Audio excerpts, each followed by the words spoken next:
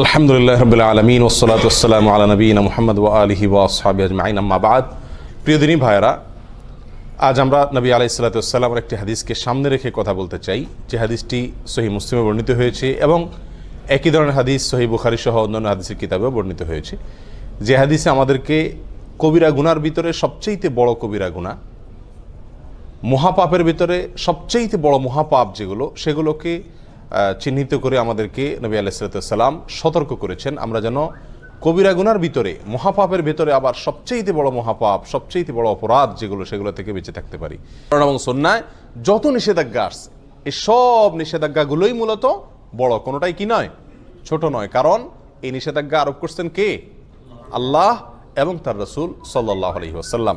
আর আল্লাহ এবং তার রাসূল সাল্লাল্লাহু আলাইহি ওয়াসাল্লামের পক্ষ থেকে যখন কোন নিষেধাজ্ঞা আসে, সেই নিষেধাজ্ঞা আর কি থাকে না, ছোট থাকে না, তুচ্ছ থাকে না। কিন্তু এরপরেও ইসলামী শরীয়তে আল্লাহ এবং তার রাসূল সাল্লাল্লাহু আলাইহি ওয়াসাল্লাম যত কাজ করতে আমাদেরকে নিষেধ করেছেন, সেগুলোকে দুই ভাগে ভাগ করা হয়েছে।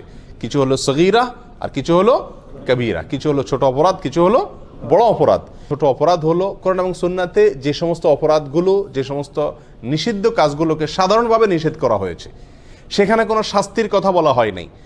আর যেই নিষেধাজ্ঞার পাশাপাশি কোরআন এবং সুন্নাহ আমাদেরকে শাস্তির কথা বলেছে, অর্থাৎ এই নিষেধাজ্ঞা অমান্য করলে দুনিয়াতে শাস্তি হবে অথবা আখিরাতে শাস্তি হবে। দুনিয়াতে তার জন্য কোনো সাজা নির্ধারণ করে রাখা হয়েছে, অথবা আখিরাতের কোনো শাস্তির কথা বলা হয়েছে, অথবা সেখানে কোনো লানত, কোনো প্রকার অভিশাপ, কোনো প্রকার শক্ত কঠোরতা আরোপ করা হয়েছে। এরকম যদি কোনো নিষেধাজ্ঞা হয়, সেটা হবে কি? কাবীরা বা বড় অপরাধ। ছোট গুনাহগুলোও আবার যদি কেউ বারবার করে, তাহলে সেটা কি হয়ে যায়?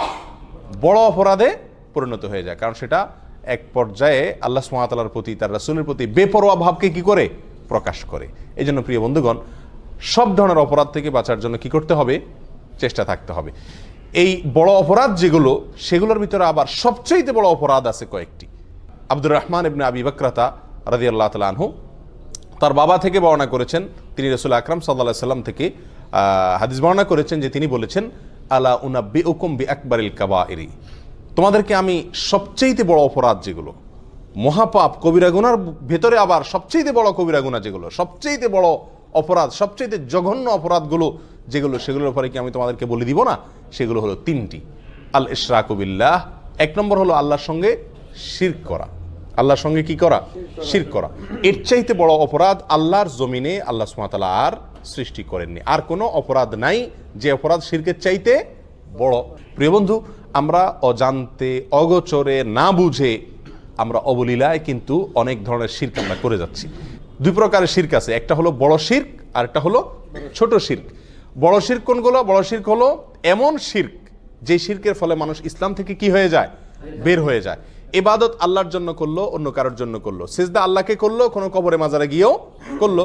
দোয়া, এটা ইবাদত, এটা আল্লাহর কাছে করলো, আবার কোনো মাজারওয়ালার কাছে গিয়ে সেখানেও চাইলো, সেখানেও দোয়া করলো, সেখান থেকে সন্তান চাইলো, ব্যবসা উন্নতি চাইলো, রাজনীতির উন্নতি চাইলো। এই সবগুলা বড় শিরক। এর ফলে মানুষ কি থেকে খারিজ হয়? ইসলাম থেকে খারিজ হয়ে যায়, বেঈমান হয়ে যায়। এটা হলো বড় শিরক।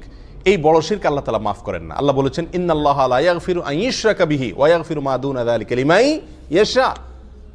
আল্লাহ সুবহানাহু ওয়া তাআলা তওবা ছাড়া যে কোনো গুনাহ মাফ করে দিতে পারেন। বান্দা তওবা না করলেও আল্লাহ তাআলা চাইলে মাফ করে দিতে পারেন। সাধারণত মাফ করেন না, চাইলে মাফ করতে পারেন, সেটা আল্লাহ তাআলার ব্যাপার। কিন্তু আল্লাহ তাআলা নিজের জন্য নিজে এটা অবধারিত করে রেখেছেন যে তিনি তার সঙ্গে শিরক করলে, আল্লাহর সঙ্গে কেউ পার্টনার সাব্যস্ত করলে, সেটাকে আল্লাহ তাআলা কি করবেন না? ক্ষমা করবেন। এটা ক্ষমার অযোগ্য অপরাধ। হ্যাঁ, যদি কেউ তওবা করে দুনিয়া থেকে মারা যায়, কোনো মাজারে, কোনো কবরে সিজদা করেছে, সেখানে গিয়ে সন্তান চাইছে, কোনো বড় ধরনের শিরক করেছে, অথবা অন্য যতভাবে বড় শিরক হতে পারে সেগুলো করেছে, পরে আল্লাহর কাছে আবার ক্ষমা চাইছে, সেটা ভিন্ন কথা। তওবা করতে ফিরে আসে, সেটা আল্লাহ তাআলা অবশ্যই কি করবেন? মাফ করবেন। তাহলে শিরকের ভিতরে বড় শিরক যেটা, সেটা সবচেয়ে জঘন্য, আর ছোট শিরক যেটা, সেটাও কম জঘন্য নয়। ছোট শিরক হলো কথাবার্তার ভিতরে বলার ভুল। আমরা আল্লাহর সঙ্গে, আল্লাহর শক্তিমত্তার সঙ্গে, আল্লাহর যে সমস্ত গুণাবলী আছে সেগুলোর সঙ্গে অন্য কাউকে কি করলাম? পরোক্ষভাবে শরীক করে ফেললাম। উপরে আল্লাহ, নিচে তুমি, আগে আল্লাহ, পাশে তুমি, এই জাতীয় অনেক উল্টাপাল্টা কথা আমরা বলি, অনেক সময় কোনো আমল করি, দিনই কোনো কাজ করি, কিন্তু সেখানে দুনিয়ার কোনো ধান্দাও থাকে আল্লাহকে খুশি করার পাশাপাশি। এই সবগুলোই ছোট শিরকের অন্তর্ভুক্ত। আল্লাহ তাআলা আমাদেরকে বড় শিরক, ছোট শিরক সবগুলা থেকে বেঁচে থাকার তৌফিক দান করুন। শিরক থেকে বেঁচে থাকার জন্য সবচেয়ে বড় এবং প্রধান উপায় হলো শিরক সম্পর্কে জ্ঞান অর্জন করা। তাওহীদ এবং শিরকের জ্ঞান যদি আমার মধ্যে থাকে, তাহলে ইনশাআল্লাহ আমি শিরক থেকে কি করতে পারবো? বেঁচে থাকতে পারবো। আমরা অজান্তে না জেনে শিরক করে ফেলছি, যার কারণে আমার ঈমান থেকে আমি কি হয়ে যাচ্ছি? খারজ হয়ে যাচ্ছি। তাহলে সবচেয়ে বড় অপরাধের ভিতরে 1 নম্বর অপরাধ হলো আল ইশরাকু বিল্লাহ, আল্লাহর সঙ্গে কি করা? শরীক বা পার্টনার সাব্যস্ত করে ইবাদত করতে গিয়ে, দোয়া করতে গিয়ে যে কোনো ভাবে আল্লাহ ছাড়া অন্য কারোর নামে আপনি শপথ করলেন, এটাও এক ধরনের কি? শিরক হয়ে যায়। আল্লাহ ছাড়া অন্য কারোর নামে আপনি মান্নত করলেন, আল্লাহর নামে মান্নত করতে হয়, মান্নত করলেন কোনো মাজার নামে, কোনো পীরের নামে, তাহলে এটা কি হয়ে যায়? শিরক হয়ে যায়, যেগুলো আমরা অহরহ করছি, আমাদের সমাজে অনেকেই করে চলেছেন। আল্লাহ আমাদেরকে হেফাজত থাকার তৌফিক দান করুন। দ্বিতীয় যেই অপরাধটি মহা অপরাধ, মহাপাপ, কবিরা গুনার ভিতরে আবার সবচেয়ে বড় কবিরা গুনাহ, সেটা হলো উকুকুল ওয়ালিদাইন। জঘন্য একটি বিষয় অহরহ আমরা অবলীলায় সবাই কম বেশ করে চলেছি, সেটা হলো মা বাবার অবাধ্যতা, নাফরমানি। মা বাবার কি করা? নাফরমানি করা। নবী আলাইহিস সালাতু ওয়াস সালাম একান্তে খাসভাবে তার অনেক সাহাবায়ে কেরামকে ওসিয়ত করে গেছেন। সাধারণ নসিহত না, ওসিয়ত কোনটা? মৃত্যুর আগ মুহূর্তে মানুষ একেবারে মনের গভীর থেকে হৃদয় নিংড়ানো যে তপ্ত আহ্বান রেখে যায়, বাবা এই জিনিসটা করিও না, এটা করিও, এইগুলোকে বলা হয় সাধারণত কি? ওসিয়ত। নবী আলাইহিস সালাতু ওয়াস সালাম তার বিভিন্ন সাহাবায়ে কেরামকে ওসিয়ত করেছেন। ওসিয়ত শব্দ ব্যবহার করেছেন সাহাবায়ে কেরাম, যা আমাদেরকে রাসূল ওসিয়ত করেছেন মা বাবার নাফরমানি যেন আমরা না করি। যত বড় নির্দেশই করুক না কেন, মানতে আমার যতই কষ্ট হোক, মা বাবার নির্দেশ যেন আমরা লঙ্ঘন না করি। মনে যতই না বুঝুক, মনের সঙ্গে যুদ্ধ করে হলেও মা বাবার নির্দেশকে সবকিছুর উপরে দিয়ে রাখতে হবে। প্রিয় ভাইয়েরা, কোরআনেও আল্লাহ সুবহানাহু ওয়া তাআলা আল্লাহর সঙ্গে আল্লাহর ইবাদত করতে হবে, আর কারোর সঙ্গে কি করা যাবে না? শিরিক করা যাবে না। এই নির্দেশের পরেই আল্লাহ বলেছেন ওয়াবিল ওয়ালিদাইনি ইহসানা, মা বাবার প্রতি সদাচরণ করতে হবে। মা বাবা যদি কোনো অন্যায় কাজ করতে বলে, আপনার স্ত্রীর প্রতি জুলুম করতে বলে, অবিচার করতে বলে, অত্যাচার করতে বলে, সেটা করার দরকার নেই, সেটা মানা যাবে না। আল্লাহর নির্দেশের বিরুদ্ধে যদি কিছু করতে বলেন, দায় রাখতে নিষেধ করেন, নামাজ পড়তে নিষেধ করেন, তাহলে সেগুলো মানা যাবে না। বাকি এছাড়া যত সাধারণ নির্দেশ আছে মা বাবার, সেগুলোকে সব কিছুর উপরে অগ্রাধিকার দিয়ে মানতে হবে। এবং এটা মানা, বিশেষ করে আমাদের দেশের মতো যে সমস্ত দেশে যৌথ ফ্যামিলি ব্যবস্থাপনা আছে, সেই সমস্ত সমাজে মা বাবার হুকুম মানতে গিয়ে অনেক ধরনের সমস্যা দেখা দেয়। তারা যদি অযৌক্তিক কোনো নির্দেশ করেন যেটা আপনার সাধ্যের বাহিরে, তো সেটা আপনার জন্য মানা জরুরি না, কিন্তু তাদের সাথে ব্যবহার খারাপ করা যাবে না। নিজের স্ত্রীকে বলে রাখতে হবে, বা যাদের কারণে মা বাবার হুকুম মানতে কষ্ট হয় তাদেরকে বলতে হবে, দেখো এই জায়গায় আমি দুর্বল, আমার কিচ্ছু করার নাই, এখানে তোমাকে সবর করতে হবে। এককালে তুমিও বুড়া হবা, তোমার সন্তানদের কাছেও তোমার নির্দেশ অযৌক্তিক মনে হবে। সেদিন যদি তাদের স্নেহ, তাদের ভালোবাসা পাইতে চাও, তো আজকে তুমি সবর করো। কথা বুঝে আসছে? আল্লাহ তাআলা আমাদেরকে তৌফিক দান করুন। তাহলে দ্বিতীয় বড় অপরাধের ভিতরে, মহাপাপের ভিতরে সবচেয়ে বড় মহাপাপ শিরকের পরে দ্বিতীয়টা হলো মা বাবার কি করা? অবাধ্য হওয়া। আল্লাহ যাদেরকে মা বাপ দিয়েছেন, দুজনের একজন বেঁচে আছেন অথবা দুজন বেঁচে আছেন, আমরা তাদেরকে কি করব? ইনশাআল্লাহ সন্তুষ্ট রাখার চেষ্টা করব। সর্বোচ্চ চেষ্টা থাকবে তারা যেন আমার প্রতি অসন্তুষ্ট না হন। বারবার মাপ চাবো, অন্যায় করবো আবার পায়ে ধরে মাপ চাবো। মা বাবার কাছে কখনো মানুষ কি হয় না? ছোট হয় না। যত পায়ে ধরি আমার মর্যাদা কমবে না, যত বরং তাদের পা যত ধরবো তত মর্যাদা বাড়বে। তাদের কাছে যত ক্ষমা চাইবো তত আল্লাহ আমার মর্যাদা উপরে উঠাবেন। দুনিয়াতেই বাড়বে, দেখবেন, চোখের সামনে দেখতে পাবেন, আখিরাতে তো বাড়বে ইনশাআল্লাহ।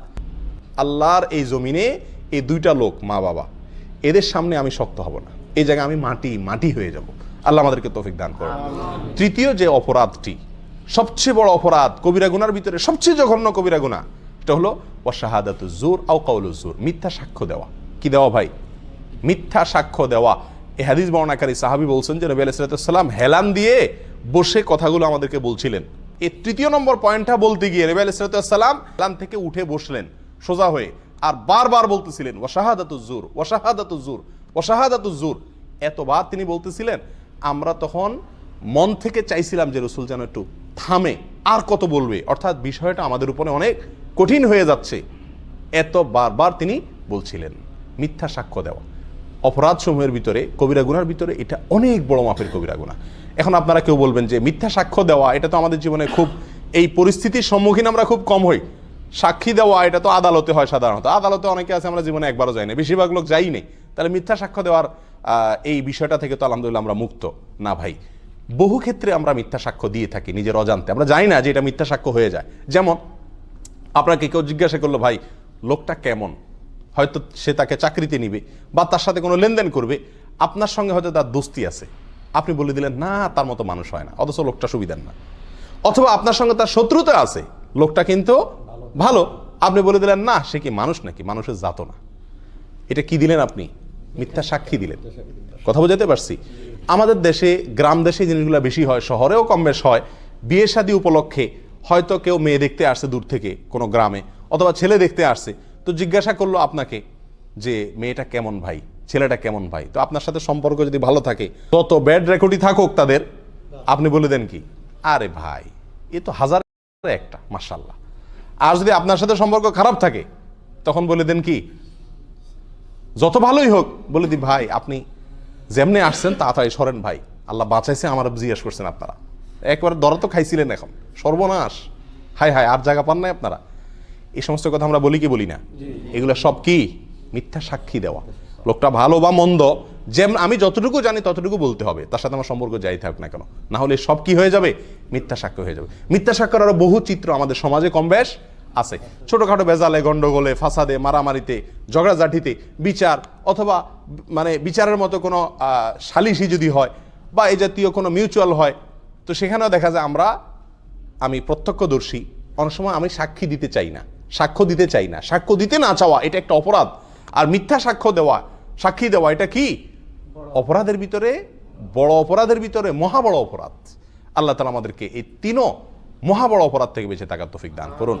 এরকম আরো বেশ কয়েকটা অপরাধকেও মহা বড় অপরাধ হিসাবে অন্যান্য হাদিসে সাব্যস্ত করা হয়েছে, শামিল করা হয়েছে। তার ভিতরে একটা হলো জেনা করা, মানুষ হত্যা করা।